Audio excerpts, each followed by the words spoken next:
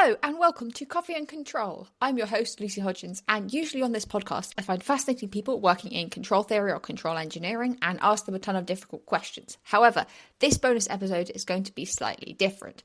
It's no secret that a key part of working in academia is applying for grant funding, and I recently attended a networking event and got introduced to this guest who is head of engineering at one of the main grant funding organisations within the UK, and it seemed like a discussion with him would make a fantastic podcast topic. He very kindly agreed to an interview, so a few weeks later we hopped on a video call. I had such a great time talking with him. He gave some wonderful insight that I really think will be helpful in my career, hopefully will be helpful to you too. So get ready to hear all about EPSRC, including how the peer review process works, tips on successful grant applications, how to collaborate and develop grant proposals with industry partners, and to what extent grant funding is down to luck, with my guest for this very special episode, Dr. Andy Lawrence.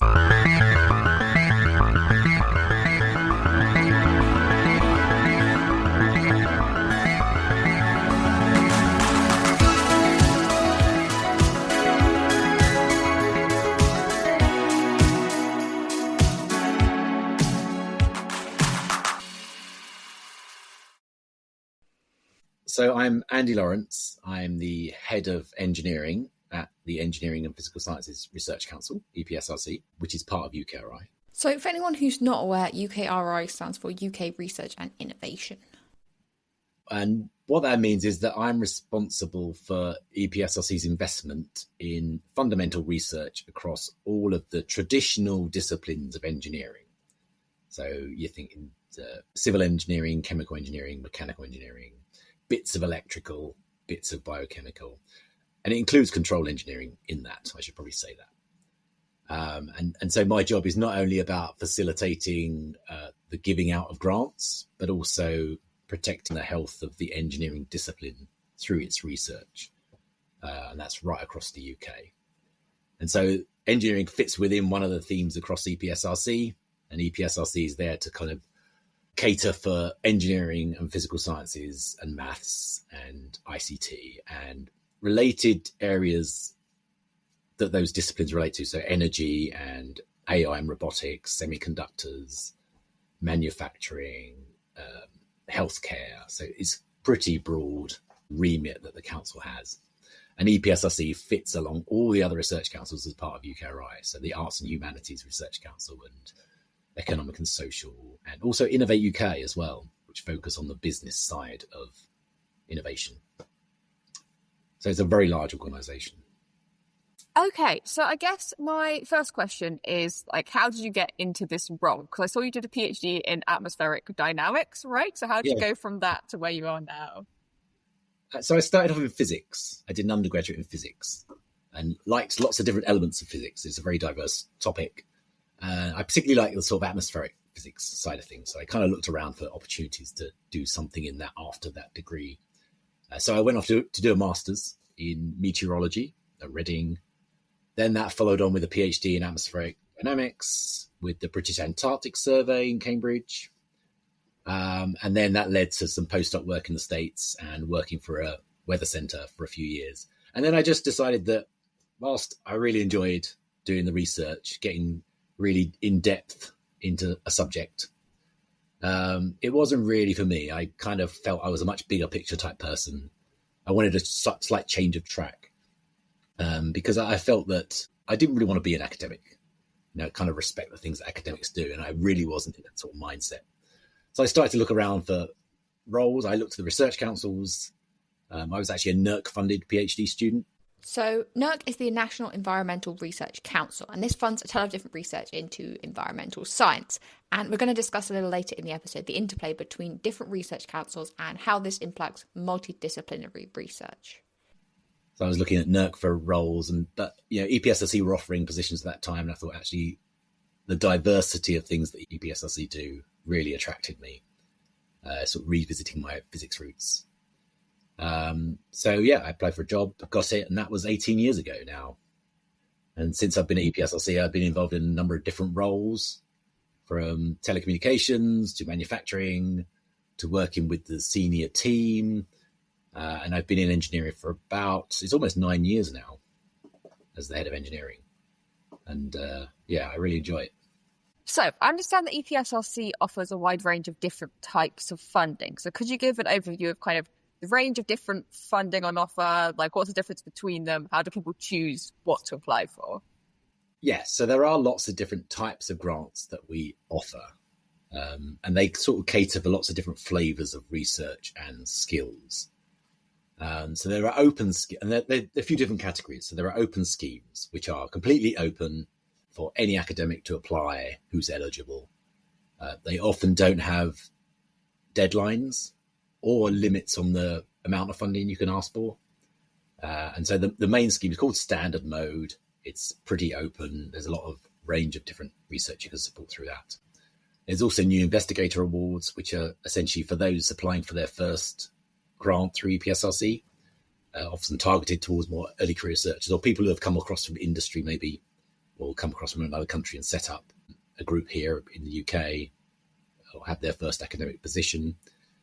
There are other ones called networks, which are specifically to build networks around disparate areas of research where you might want to build that capacity for the UK. There are overseas travel grants. And at the other end of the scale, the big end of the scale, there are program grants, which are kind of our flagship scheme. And they're really for forming large teams, often multidisciplinary and multi-institutional teams around a central research challenge.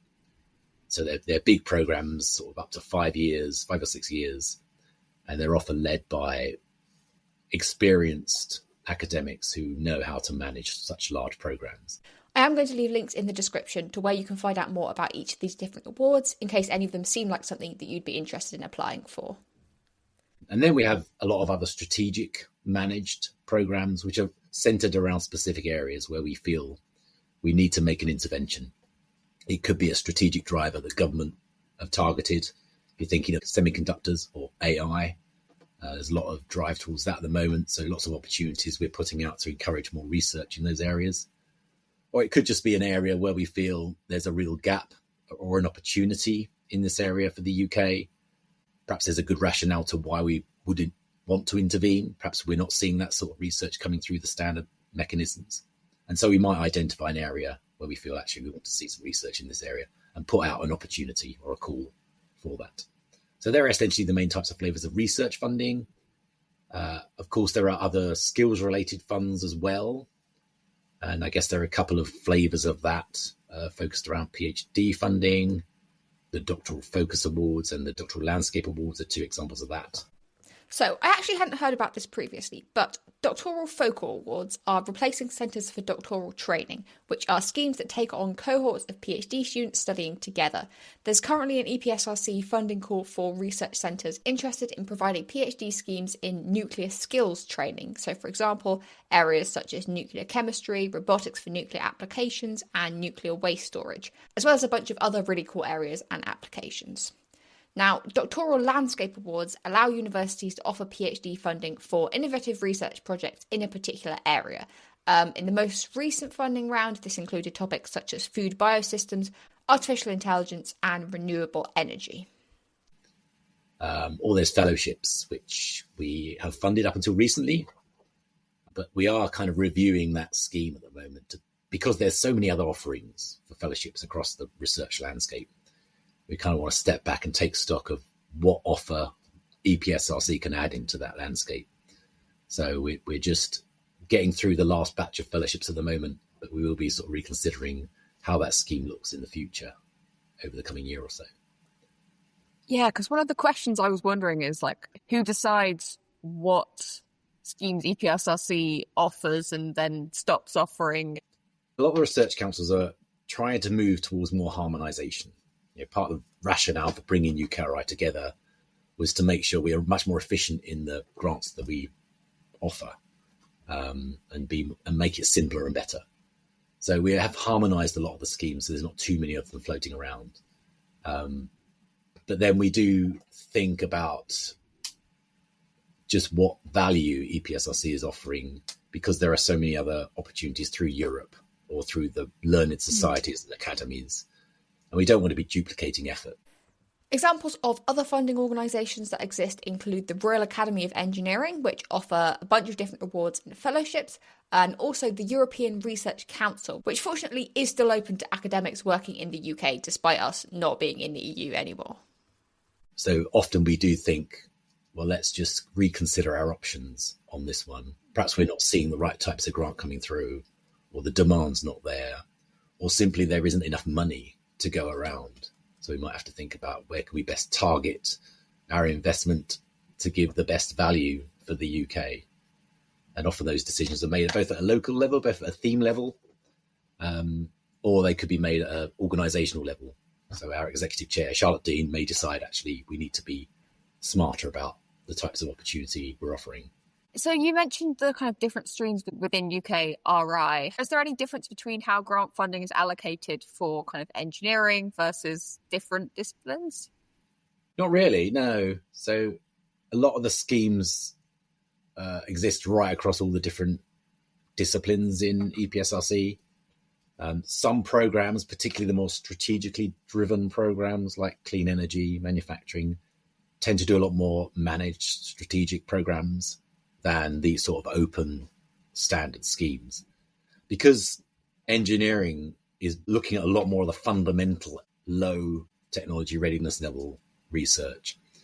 A lot of the research we fund is through investigator-led mechanisms. So it gives the freedom for academics to put in their own ideas of what they want to do. And a lot of the funding that we put out is based around that type of funding, not so much on the strategic intervention side. So I guess that's the only difference. And our structure is set up like that as well. So we got a research directorate and a strategic directorate. And most of the research directorate funds go out through that investigator-led mechanism. So that's all about protecting the long-term freedom for academics to support their own ideas. One of the questions that I was going to leave to a later bit kind of fits into what we're discussing is kind of differences in terms of funding theoretical work versus practical work. Like, is it harder to get funding for kind of things that are very theory-based without direct application that's known currently, if that makes sense? It's hard to answer that one because I don't think we've ever really analysed the levels of funding against each of those different sides of the spectrum.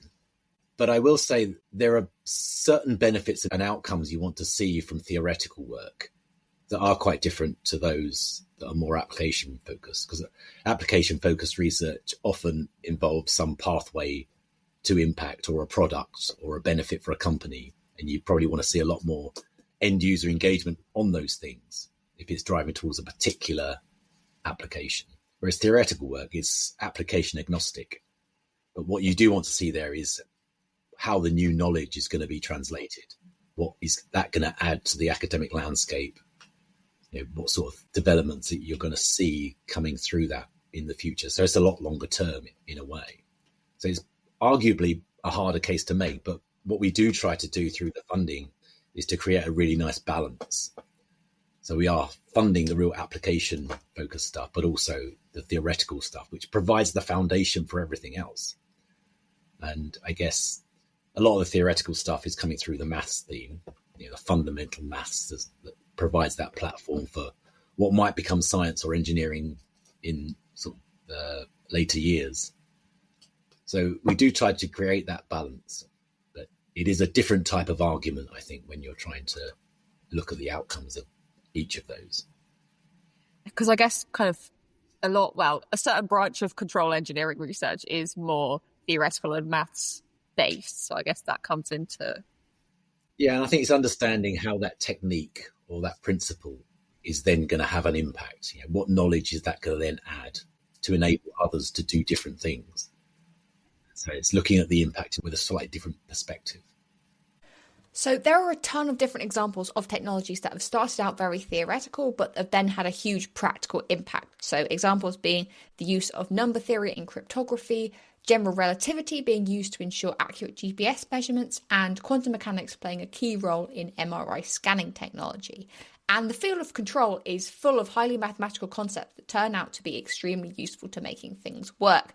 So 2 such examples are Lyapunov theory and the Kalman filter. I'm not going to go into a ton of detail into this now because I'm trying to keep the episode pretty broad, but I'm going to leave links in the description if anyone's interested in learning more about these, because they are really interesting. At least I think they are. So you mentioned kind of from the practical side of things, kind of industry engagement. I noticed like on the website there's quite a lot of focus on collaboration both with industry and kind of interdisciplinary research. So the first question is, what role does collaboration with industry have on either kind of grant success, types of grants you apply for? What's EPSRC looking for in that? I think we're looking for whatever's appropriate. So if you are thinking of research which is on the more application side of things, and you're claiming that your new technique or engineering solution is going to create better productivity for particular sectors or industries, then we'd want to see some reassurance from those industry companies that actually, yes, we do believe this is going to be transformational for our business. Therefore, we're going to commit some effort, some funding towards this project because we think it's valuable for us. So I think if you're claiming that's going to have some industrial commercial benefit, then we'll want that evidence from companies that they also think that as well. So we'd like to see kind of industrial involvement on those types of projects. But then, looking at the more theoretical side, you might still have some company interest, but it might be from a wider variety of sectors. Because again, that type of new knowledge or techniques could translate to many other different sectors as it goes through the sort of development stage. But EPSRC is in a position where quite a lot of our investments involve industry partners. I think there's over 6,000 at the last count of project partners on different types of grants. So we do involve quite a lot of partnerships in the funding that we put out. And it provides mutual benefit, I think, for both the academics and the industry partners. So, academics obviously get that pathway to creating some value from their research and some relevance to kind of the person on the street. But also the companies get the benefit of the ability to do low TRL research, because a lot of companies these days don't tend to have corporate research labs. They're quite expensive to run, and obviously quite resource intensive. So they kind of rely on universities to perform that role for them. So that's why they like to engage with universities and get universities to do the industrially relevant research from their own labs. So TRL levels are technology readiness levels, which are a common framework for measuring the maturity of different technologies. They were first conceived by NASA in 1974, and they range from level 1, in which basic principles have been observed, but the concept hasn't yet been fully formulated, all the way up to level 9, where the technology has been demonstrated in its operational environment. Do you have any tips on kind of building links with industry? Because I guess a lot of kind of early careers researchers might not know how to engage with industry partners to be able to develop those grants. Well, I think a lot of it, from my experience, what I've seen is it's about building trusting relationships with companies and other academic partners, to be fair. Because I think having built that relationship, then you're doing things for mutual benefit.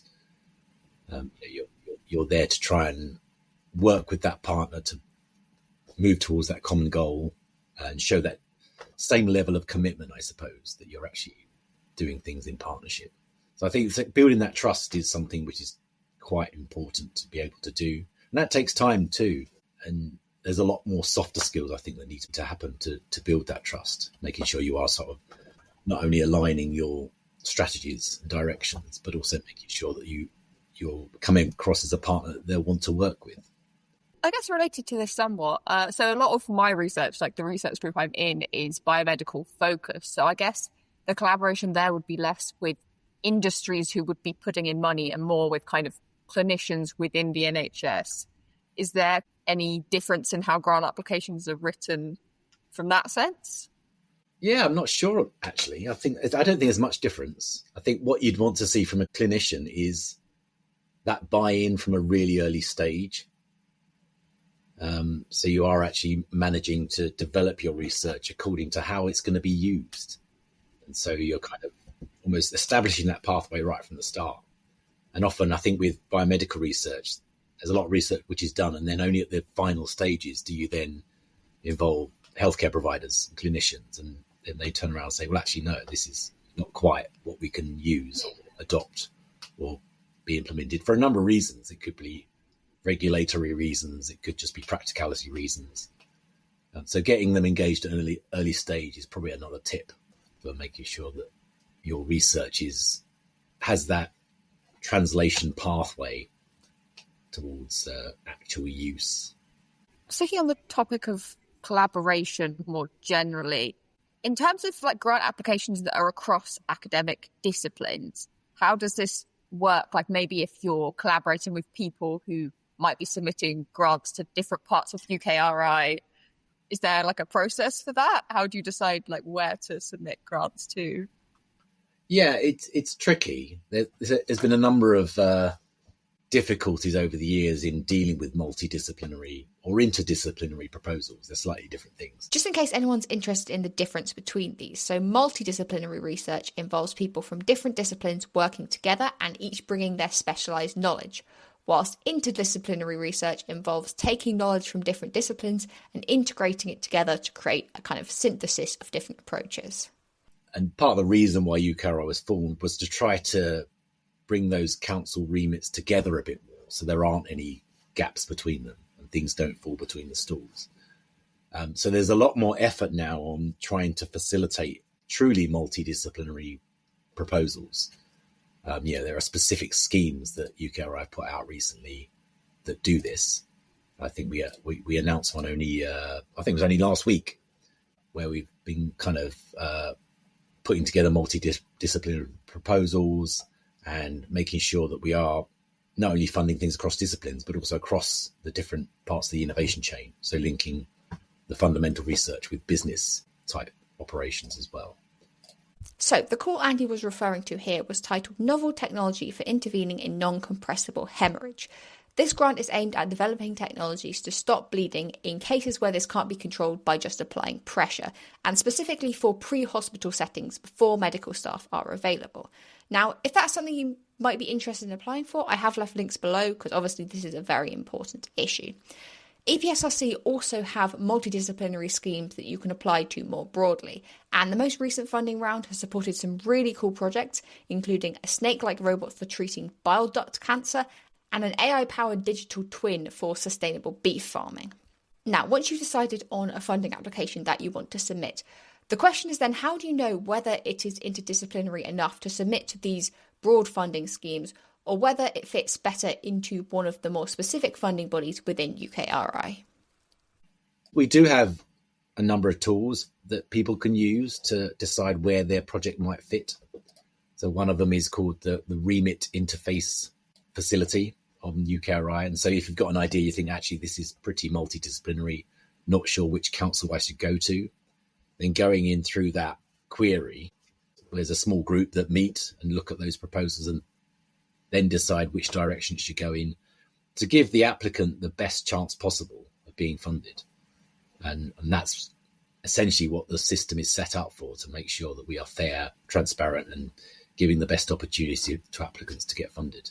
And so we do work pretty closely with other councils. I mean, from an engineering perspective, it's probably one of the most interdisciplinary of all the disciplines.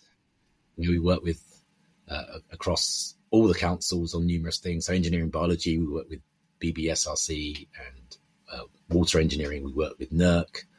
We do bits of space engineering with STFC, and also some of the more sort of user-focused engineering as elements of social science and arts and humanities. So we're getting closer links with them as well.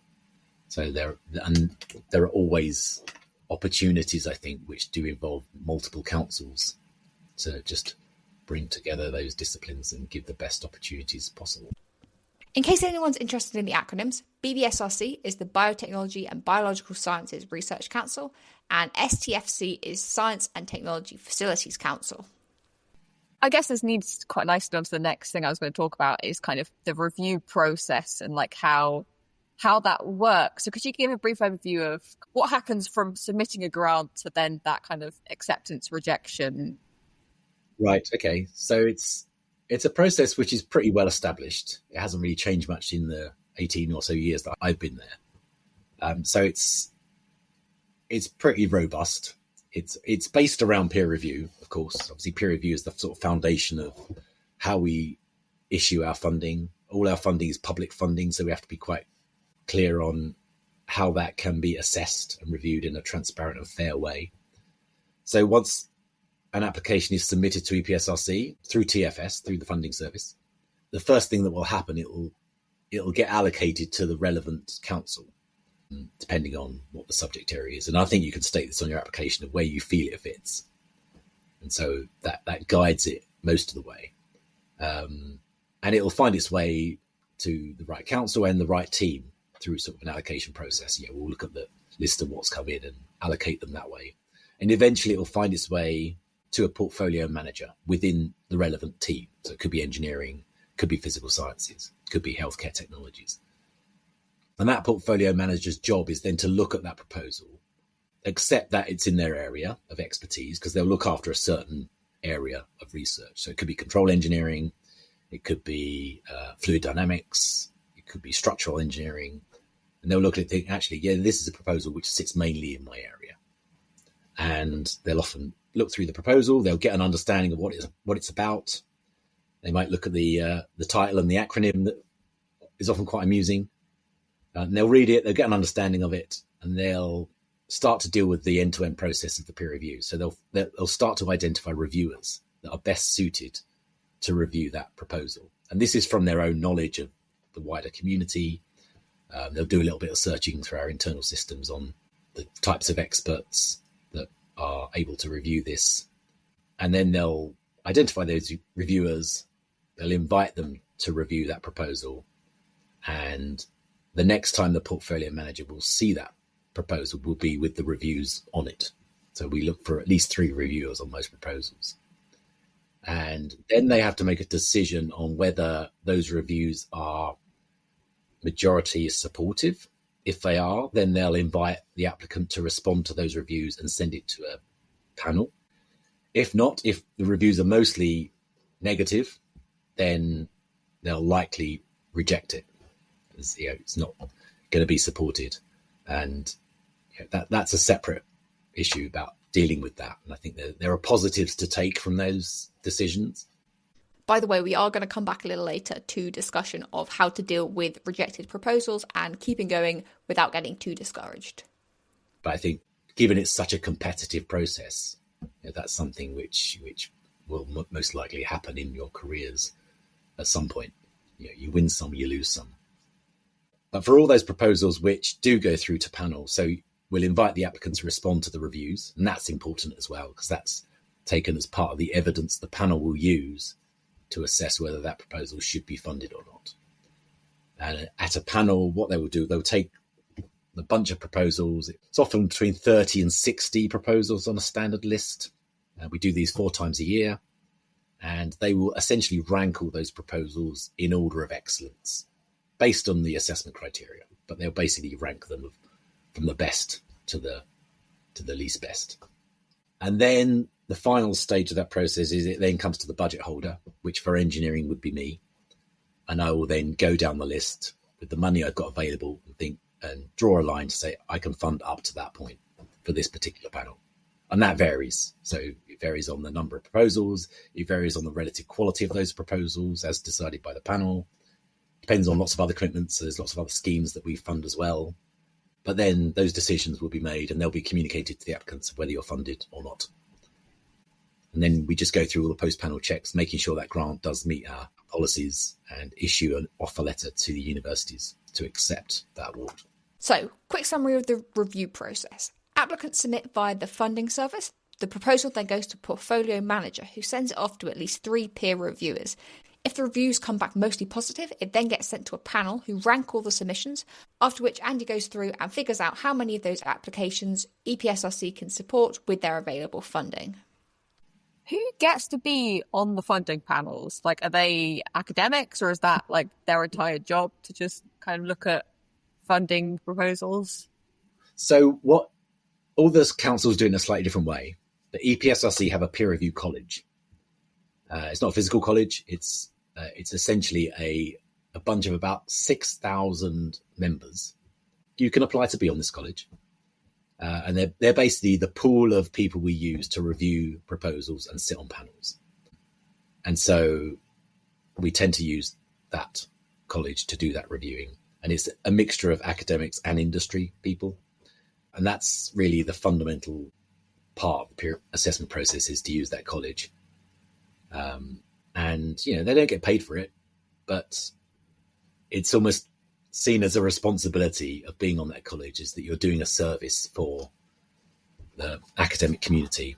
You're able to review these proposals, give an expert judgment with the same interest that someone will do the same for your proposals when you submit them. So you're giving back to the community in that way. But also the advantages of being on that peer review college is not only are you kind of a member, and we give you a bit of training on how to do a really good review or sit on a panel, you get an in-depth knowledge of the peer review system and principles, which is good.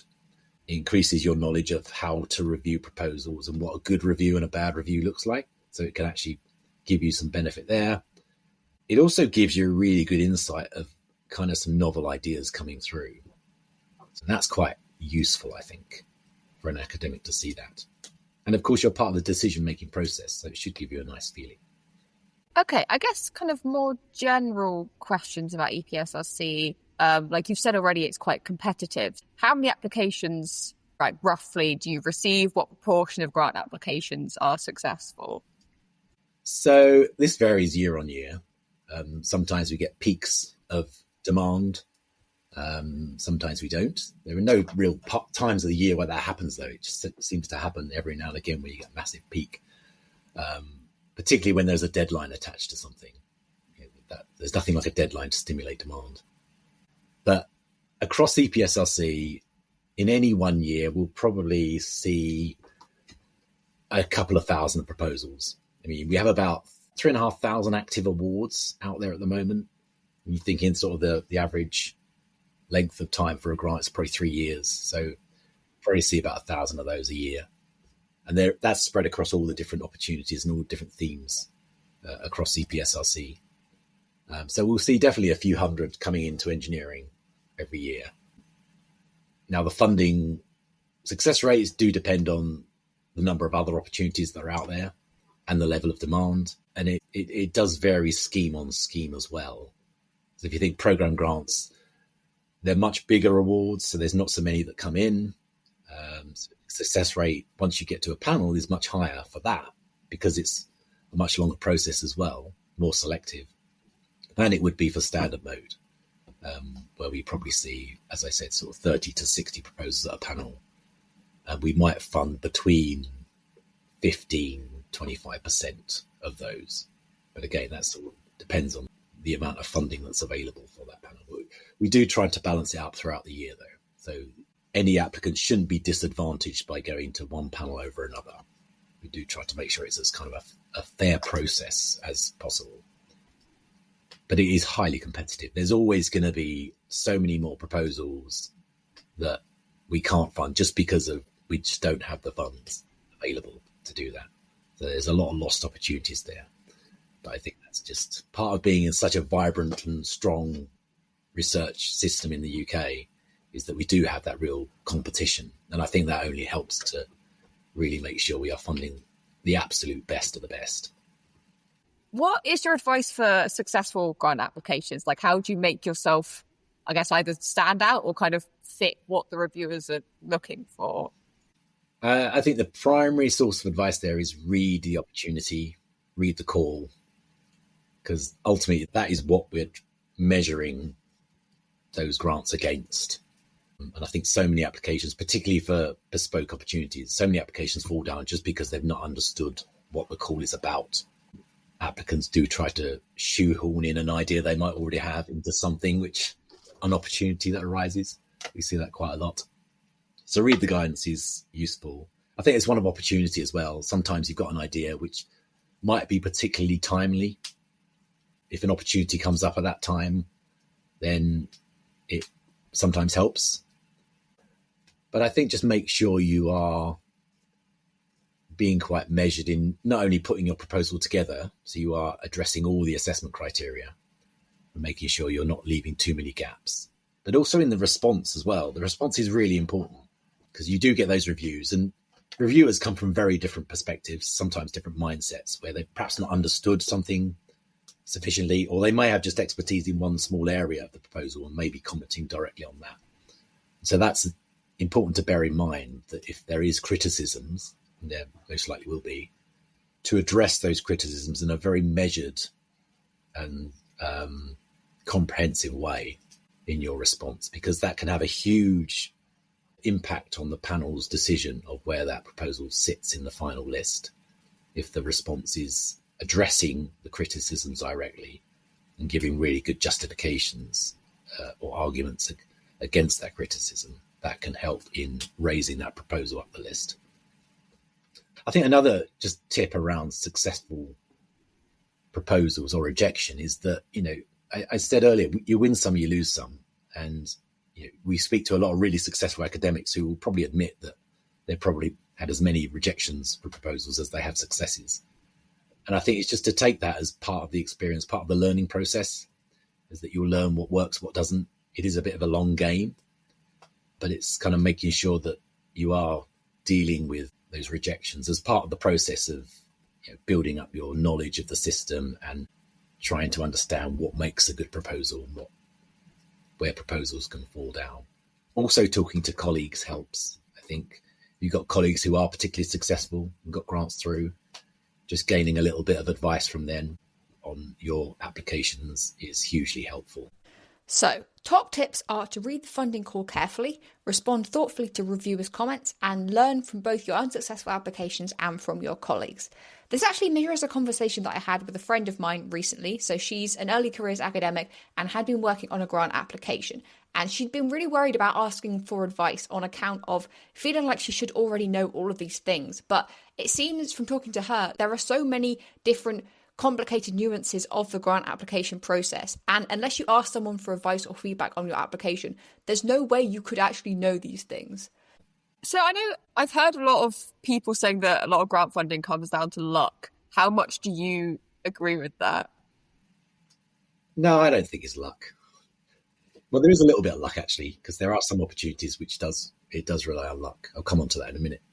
But I think it is about preparation, reading the guidance, making sure that your idea does fit within the scope of the call and the one of opportunity. Is it timely? Is it addressing sort of outcomes which are useful to the UK, to people's quality of life and to sort of technology advancement?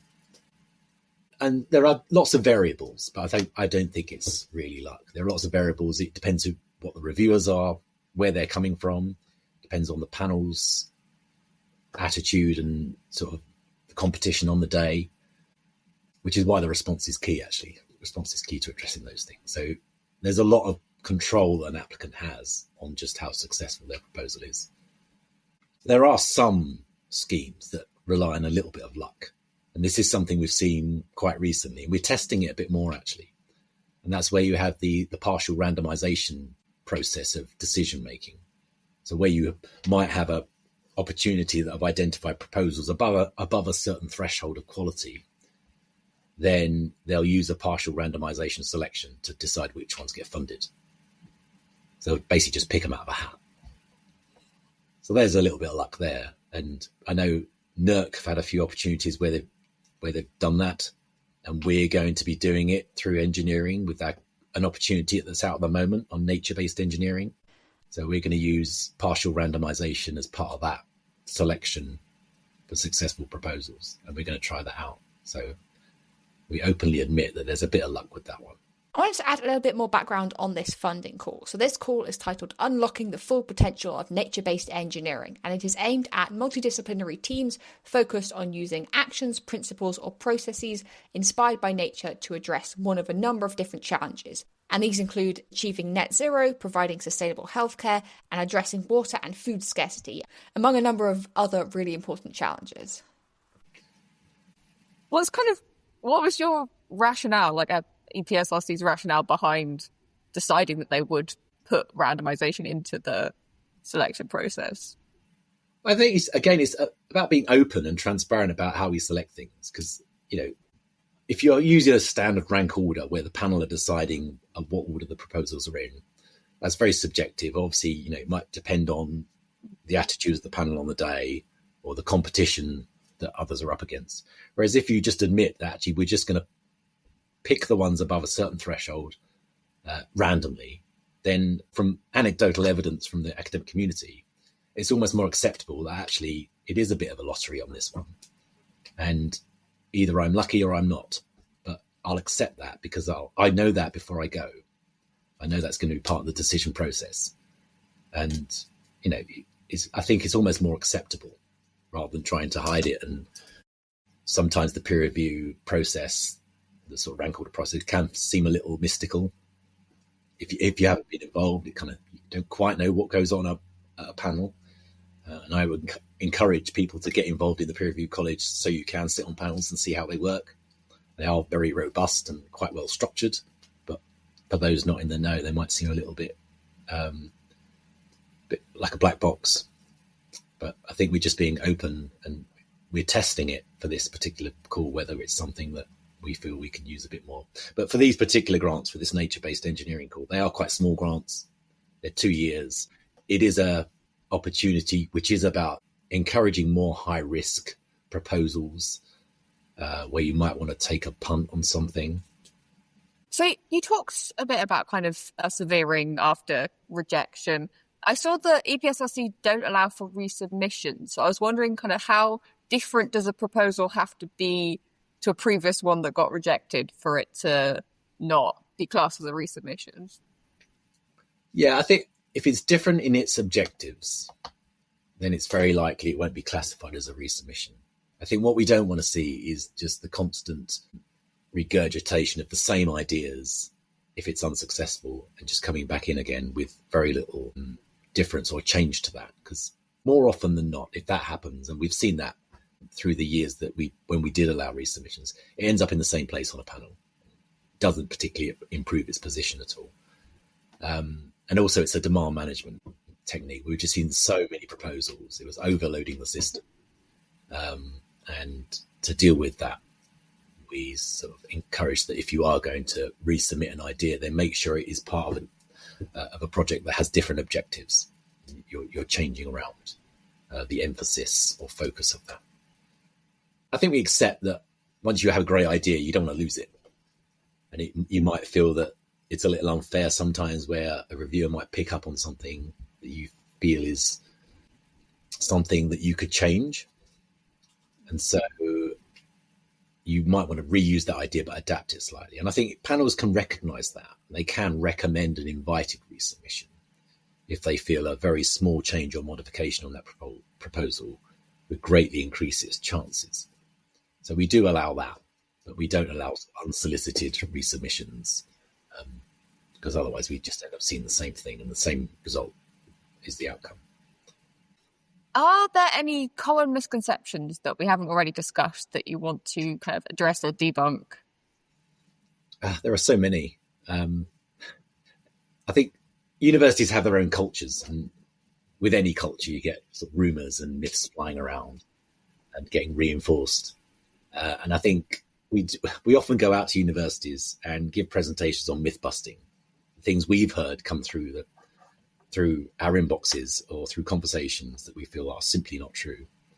And a lot of it's around the peer review system. Is it true that if I get 3 6s on my review, I'm guaranteed for funding? Well, that's not true because it depends what's in the comments. The comments might not be so positive. There's things around remit, misconceptions that maybe EPSRC isn't interested in my subject. It's too blue skies or it's too application focused. I think with all of these things, just talking to us can help to debunk a lot of those things, because unless you've tried to engage with us and ask where your research might fit, then you simply don't know if it does or doesn't. And more often than not, it does. There's other myths around maybe not having an industrial partner means that my proposal won't be funded. Well, again, that depends on the context of what type of research you're looking at. If it's very application focused, then industrial partners help to provide that reassurance that industry want this type of research. But if it's very theoretical, then it may not be appropriate. And then there are misconceptions around funding. If I ask for too much money, I'll get rejected. Well, that's not true. We don't have a limit on our funding for a reason, because you should apply what you need. Or asking for too little would put me in a different bracket and maybe would allow me to get funded. But again, that's not true. In peer review panels, they don't make judgments based on the amount of funds that are being applied for. It's purely on the assessment criteria, which is mainly around quality and deliverability. So there's quite a lot of misconceptions out there. But I think being able to contact us at EPSRC and talk through these things might help dispel a lot of those myths. What are the mechanisms by which academics can contact EPSRC and ask their questions? So we've got a website. There are contact details on that website. And there are, particularly under each of the themes, if you find each of the themes, it'll list all the different members of the theme and which areas they look after. And so there'll be direct contacts you can go through there. Through the Remit interface group, you can submit your idea and that will tell you which theme you might want to go through. So that's another way of getting in touch with us. Maybe attending EPSRC workshops or meetings that might be held in your institution or through your discipline. Often we show up to those things, and part of the reason we show up is because that gives us an opportunity to engage with you.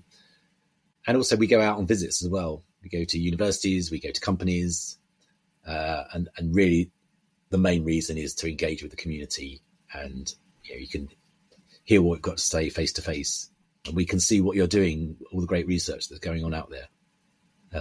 And that helps us to kind of develop some really nice stories to convey to the government and to the public exactly what's being done out there and the great work that's being done in the UK.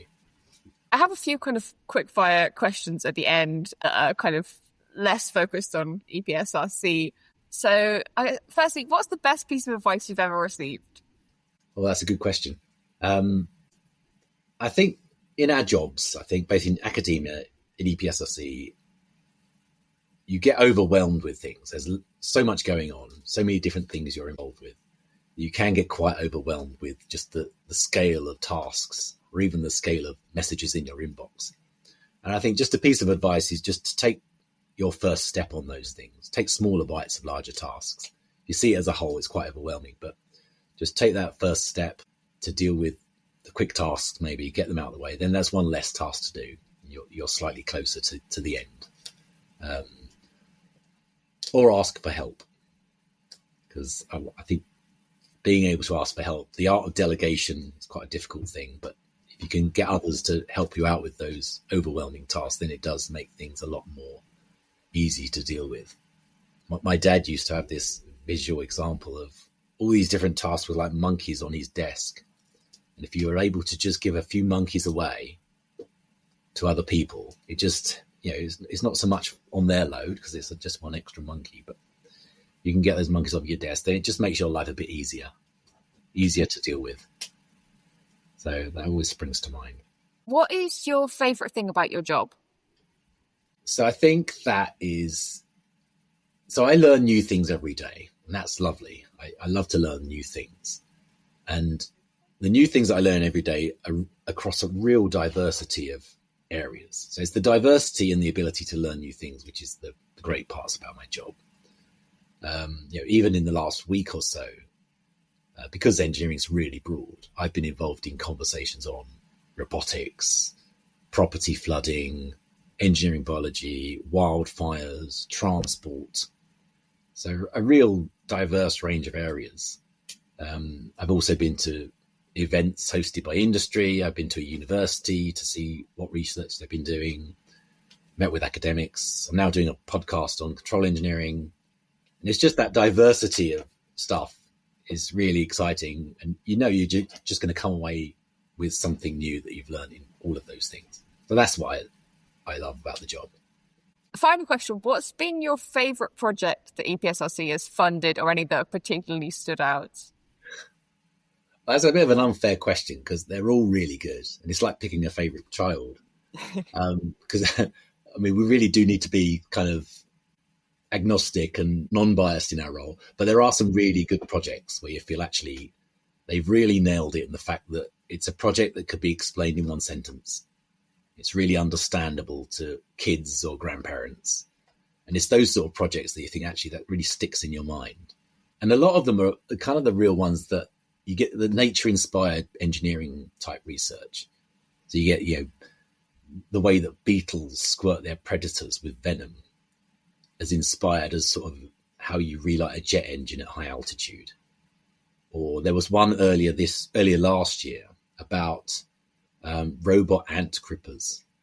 And this was a project that we funded through engineering.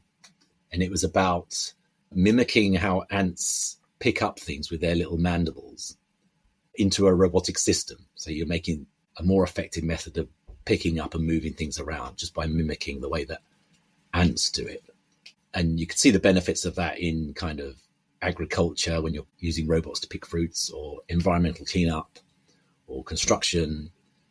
So I tracked down the paper that formed the basis for this project, and the researchers were looking at improving two-finger grippers. And they found that by adding hairy pads to the inner edges of the grippers, they could massively improve the grasp success rate.